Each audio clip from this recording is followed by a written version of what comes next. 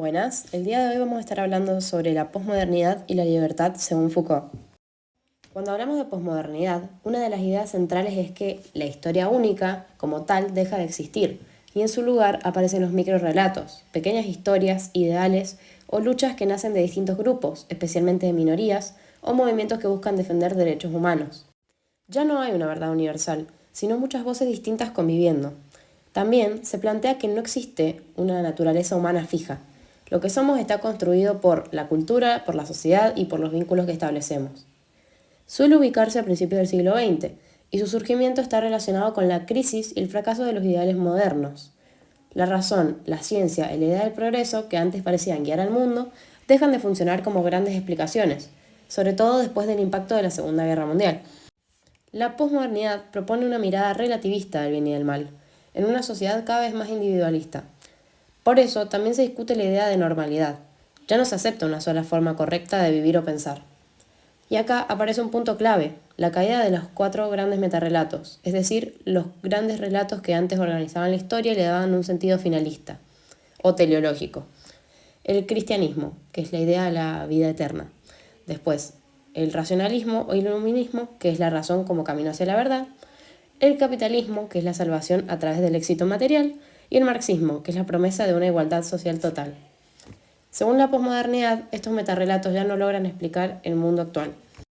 Cuando hablamos de posmodernidad, uno de los primeros nombres que aparecen es Jean-François Lyotard, considerado el padre de esta corriente.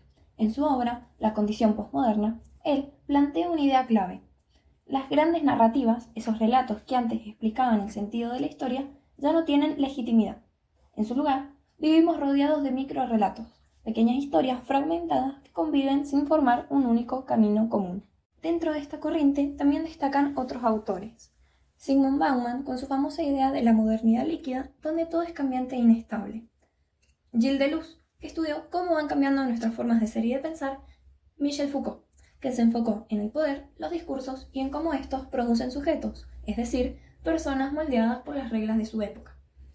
Otro autor que retoma la discusión es Slavoj Žižek, quien dice que la posmodernidad funciona sobre 2 imperativos: gozar, un mandato que termina siendo autodestructivo, y consumir sin culpa. Estos 2 imperativos se conectan entre sí y cuando no logramos cumplirlos puede aparecer la ansiedad, la culpa o la angustia.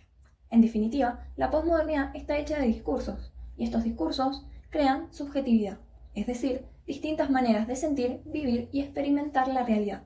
Como suele decirse, pensamos lo que otros ya pensaron. Michel Foucault, nacido en 1926 en Francia y fallecido en 1984, fue historiador, filósofo, psicólogo y uno de los pensadores más influyentes del siglo XX. Su trabajo marcó profundamente la cultura francesa y también tuvo impacto a nivel global. Después de formarse en París, comenzó a enseñar filosofía en distintas universidades, primero en Clermont-Ferrand y luego en París-Vicence. A partir de 1970 logró un reconocimiento enorme gracias a su llegada al Collège de France, donde ocupó la cátedra de Historia de los Sistemas de Pensamiento. Desde allí difundió sus ideas no solo en Francia, sino en todo el mundo. Concepción de libertad. Para Foucault, la libertad no es simplemente hacer lo que queremos. Para él, está atravesada por las relaciones de poder que organizan nuestra vida cotidiana. Como planteaba, el poder no es algo que se posee, es algo que se ejerce. Esto significa que donde hay poder, también existe resistencia, y es justamente allí donde aparece la libertad, en la capacidad de cuestionar, transformar o inventar nuevas maneras de vivir. Ser libre también implica responsabilidad. No es actuar sin pensar, sino hacerlo de manera consciente, dentro de los límites que ya existen alrededor nuestro. Entonces, esto nos permite tomar decisiones más maduras y éticas. Foucault nos invita a mirar la vida con ojos críticos. Cada acción, cada elección y cada palabra ocurre en un campo lleno de poder y resistencia. Aprender a identificar esos campos es la forma de ejercer una libertad real.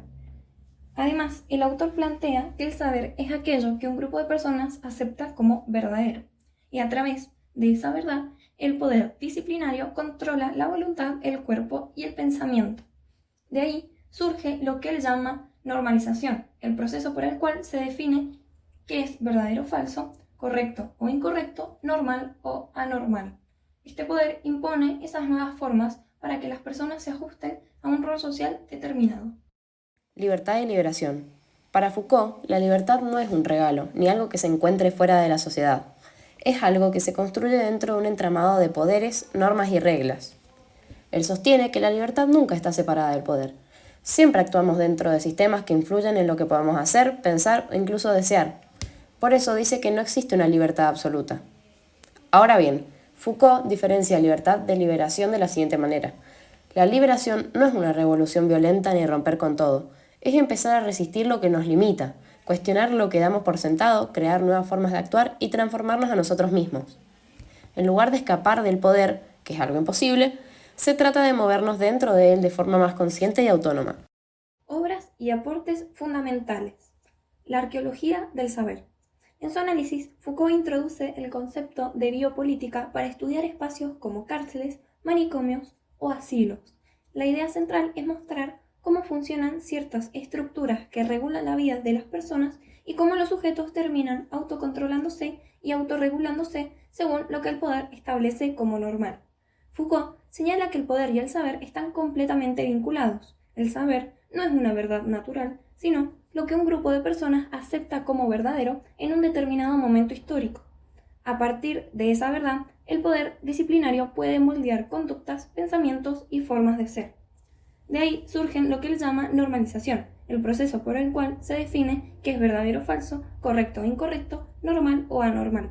Esa normalización no aparece de manera inocente, se usa para que las personas adopten el rol social que se espera de ellas. ¿Cómo se realiza esa normalización según Foucault? Según Foucault, la normalización se realiza principalmente a través del lenguaje. En la arqueología del saber, él afirma que todos los discursos, tanto los conocimientos científicos como las opiniones cotidianas, se crean y circulan dentro de condiciones sociales específicas. No existen al margen de la historia, siempre responden a intereses, instituciones y estructuras de poder. Y acá aparece lo que él llama la astucia de poder. El poder intenta borrar el origen construido de esos discursos para presentarlos como naturales y obvios. Cuando algo se naturaliza, deja de cuestionarse. Esa es justamente la estrategia para que los saberes dominantes se mantengan sin resistencia, hacerlos parecer lo normal y lo único posible. Obras y aportes fundamentales. Vigilar y castigar. En este libro, Foucault analiza la evolución de los sistemas de castigo. Muestra cómo en épocas pasadas el trato hacia los considerados marginados era extremadamente violento y público. Con el tiempo, ese castigo cambió de forma. Ya no se tortura en la plaza, pero aparecen otros mecanismos más sutiles en las cárceles modernas. Acá introduce la famosa idea del panóptico, una estructura que hace que el preso se sienta observado todo el tiempo, aunque no sepa si realmente lo están vigilando. Esta sensación permanente de visibilidad hace que las personas se controlen solas. Y lo más interesante es que este modelo no queda solo en la cárcel. Según Foucault, este tipo de control se extiende a otros espacios como hospitales, escuelas, manicomios y asilos. Para él, el poder no es simplemente la lucha entre dominantes y dominados, como decía el marxismo o Karl Marx. El poder atraviesa todas las relaciones sociales, instituciones, organizaciones, vínculos personales, espacios recreativos, todo. A partir de esto, desarrolla el concepto de biopolítica, que analiza cómo la sociedad busca regular la vida misma, los cuerpos, la salud, los comportamientos y las conductas. Historia de la sexualidad. En esta obra, Foucault estudia cómo las distintas sexualidades son construcciones sociales, no surgen de forma natural, sino que se atribuyen a los cuerpos de acuerdo a las normas de cada época. Este análisis influyó mucho en las teorías queer y los estudios de género.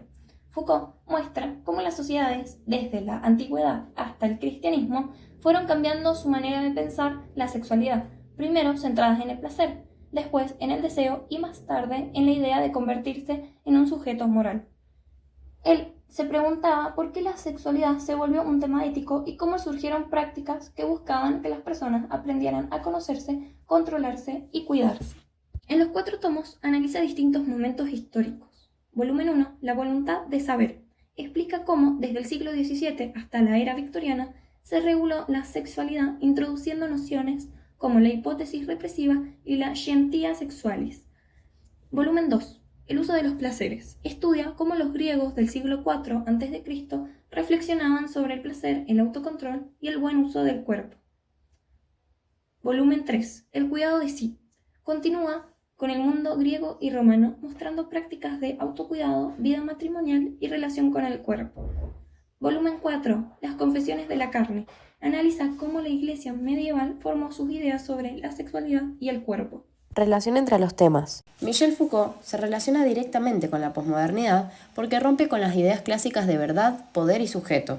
La posmodernidad cuestiona los grandes metarrelatos y las verdades absolutas, y Foucault muestra justamente cómo lo que creemos normal o verdadero es algo construido históricamente a través de discursos, instituciones y relaciones de poder. Para él, la realidad está hecha por múltiples fuerzas y miradas, lo cual coincide totalmente con la visión posmoderna. Además, su idea de libertad, no como independencia total, sino como resistencia y transformación dentro del poder, también encaja con esta perspectiva. El individuo no es completamente libre, pero tampoco está totalmente determinado. En sus obras queda claro que las identidades, las normas y las conductas no son naturales, sino construcciones que cambian con el tiempo y con los discursos predominantes. Conclusión. El desarrollo de estos temas nos permitió tener una mirada más crítica sobre cómo funciona el poder y de qué manera los discursos influyen en nuestra vida diaria. Muchas veces no lo notamos, pero, queramos o no, estamos atravesados por corrientes de pensamiento que moldean cómo interpretamos la realidad, cómo vemos a las personas y hasta cómo nos pensamos a nosotros mismos. Al estudiar e investigar estas ideas, entendimos que nada de esto es natural o casual, sino que responde a formas específicas en las que se construyen y circulan los saberes. Y justamente, como plantea Foucault, reconocer estos mecanismos nos ayudan a cuestionar más, a analizar de dónde vienen ciertas ideas y a mirar el mundo desde una perspectiva mucho más consciente. En definitiva, este trabajo nos permitió comprender un poco mejor cómo operan estos distintos discursos en lo cotidiano y por qué es importante no aceptar tal como se presenta, sino aprender a preguntarnos, revisar y pensar críticamente. Se puede acceder a la bibliografía por hipervínculos que están en la presentación. Link de la presentación en la descripción. Gracias por ver. Atentamente, Julie y Sophie.